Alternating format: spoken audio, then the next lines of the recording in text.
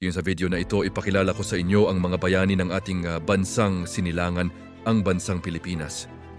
Ang mga bayani ng Pilipinas ay ang mga matatapang na Pilipinong nagbuwis ng buhay at naglingkod para sa kalayaan at kasarinlan ng bansa laban sa mga mananakop.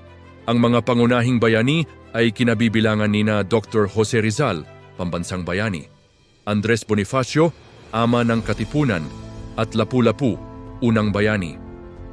Narito ang ilan sa mga pinakakilalang bayani ng Pilipinas at ang kanilang mga kontribusyon.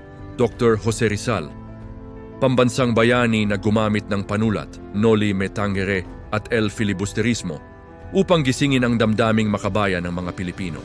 Andres Bonifacio, ama ng Katipunan na nagpasimula ng himagsikang Pilipino laban sa Espanya.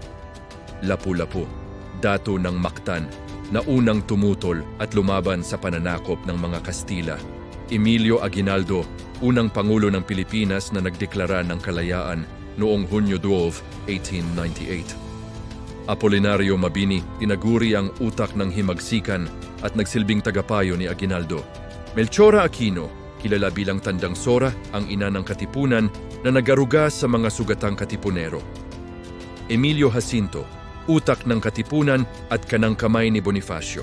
Antonio Luna, isa sa pinakamagaling na general ng Pilipinas noong digmaang Pilipino-Amerikano. Gabriela Silang, pinuno ng revolusyon sa Ilocos matapos mamatay ang asawang si Diego Silang. Gumburza, ang tatlong paring martir, Gomez, Burgos, Zamora, na nagbigay daan sa pagkamulat ng mga Pilipino.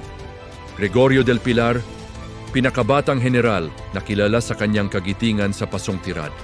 Sila ay nagpakita ng hindi matatawarang pagmamahal sa bayan at sakripisyo na nagbukas ng daan para sa kasarinlan ng Pilipinas. Paki-like, share and subscribe sa aking YouTube channel. Thank you.